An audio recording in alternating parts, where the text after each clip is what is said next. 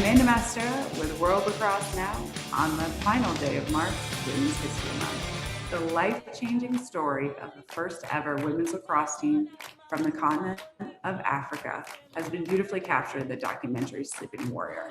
But this story wouldn't exist without the unceasing dedication of their incredible coach and leader, Storm Trentham. This month, it seems fitting that we should wrap up Women's History Month with someone that has been so impactful. So we are proud today to be joined by none other than Kenya's women's lacrosse coach and Kenya's coach in general, Storm. Storm, thank you for joining us today from Kenya. How are you? I'm great. Thanks for having me. Let's just dive right in. Talk to me about your journey. So I was a player, coach, and manager for Wales from 2000 to about 2015. I was more heavily involved with the under-19 coaching side of things. So I took them through 2 World Cups, 2011 and 2015, managed at the 2007 World Cup. So throughout that time, obviously I was playing, I was always around lacrosse. All my friends were international players. But in 2007, I started going out to Kenya as a volunteer to help with the charity. And I saw that there was so many sports and opportunities for boys, but there was nothing for the girls. So I was like, okay, hang on a minute, this needs to change.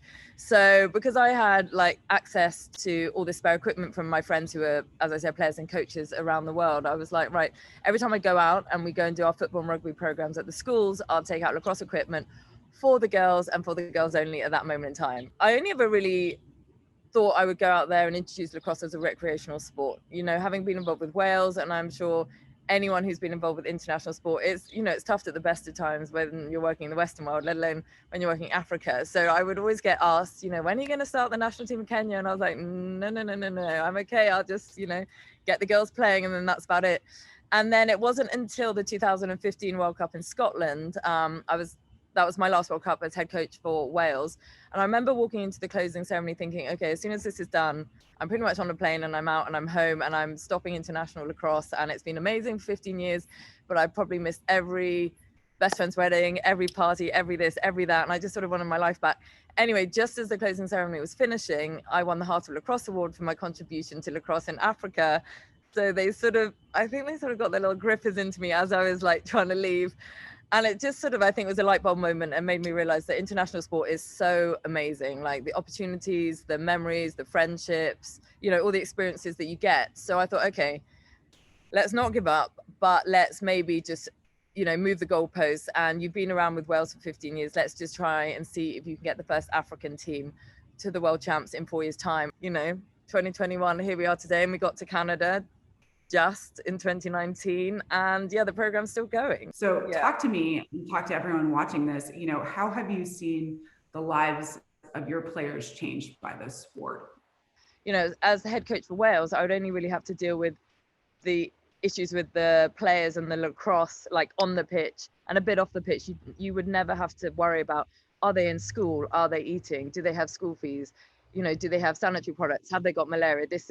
So it became very apparent and very quickly that lacrosse suddenly was going second, third, fourth down the pecking order of my priorities, and making sure the kids were healthy. We had 9 with malaria running up to the World Cup. We had 2 with cholera. We had all sorts of things going on. And then if the girls weren't in school, they weren't playing lacrosse because it was a school-based program. So many of them were out of school because they couldn't afford school fees, and there's no free schools in Kenya. So it came to a situation where it was well, there's no point in having a national team if half the kids are out of education and they're not even, able to be part of our program. Education was really important for me, and we had a lot of issues with that, and we had a lot of very generous friends and family and volunteer coaches that used to come out for all our camps. Through the generosity of all of those, people that just came to support our athletes off the pitch, we have now got all 18 have got finished school. 3 are still in school. They finish next week. If all goes to plan, they finish next week. So it has been life-changing. They never thought they would leave their rural area, most of them, let alone get to Nairobi, let alone get on a plane, have a passport. In the documentary, you'll see the girls seeing their passports for the first time. They call it their wings, their blue wings, because their passports are blue, and it's the only way out. And I said to them, right, in 10 years' time, I'm coming back to see you all and making sure that there's at least one more stamp in that passport. I don't know, we just try and capture everything and just make sure the kids are fit and healthy and safe and sound and enjoying themselves and happy, really. Talk to me about some of your most fond memories bringing the team to Peterborough. I think, the first time they'd been on plane was huge. There were so many firsts for some of our players, and I don't know if this was common knowledge, but for some of our players, it was the first time they'd ever played a women's lacrosse team.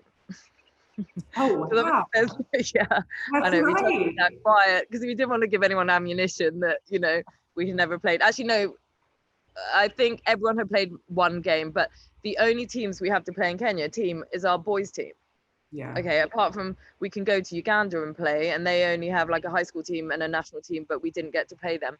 So I think the players who have been with us the longest have played 5 games in their life, and 2 of them were against boys team, and some of the girls had only ever played one lacrosse game against the women's team.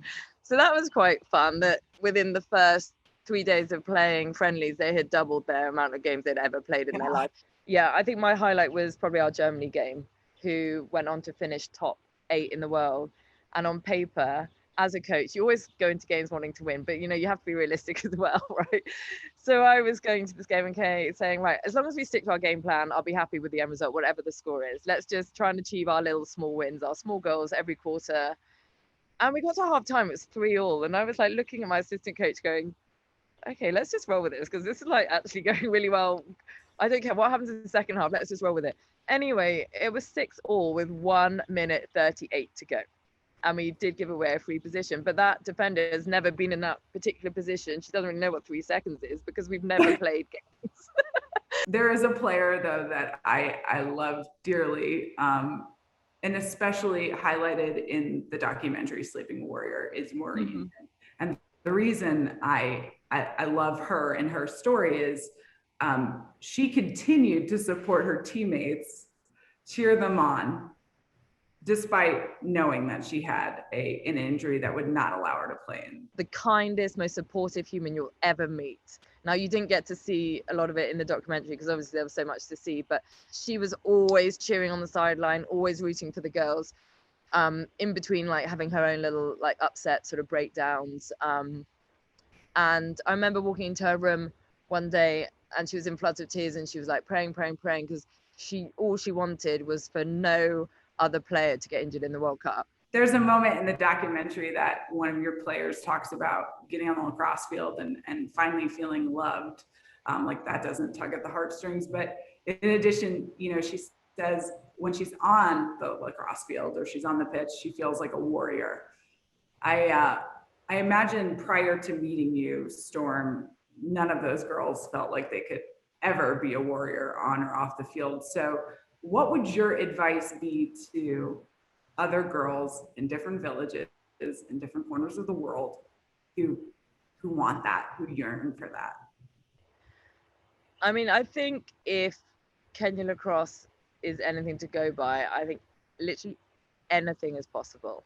I mean, there's no way even in May 2019, we thought we were going to make it to the World Cup, and there was no way back in 2015 we thought this should even be an international program. And I think if we can make it, and I think if the likes of Maureen, who literally live in outback rural Kenya in, mud shacks in the middle of nowhere, if they can find lacrosse, then anyone can find it. I do think just don't take no for an answer. I think me working in Kenya and dealing with all of this has made me so stubborn.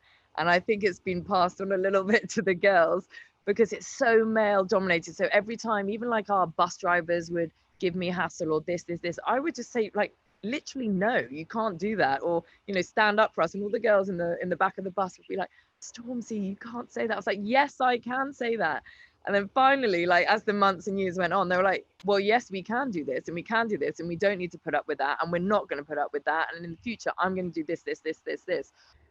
Being called Storm and being stubborn and not taking no for an answer, I hope has, I know it's sort of rubbed off on a few of them, which is great. May you play your best this year. May you play your best. May you play your best. May you play your best this year.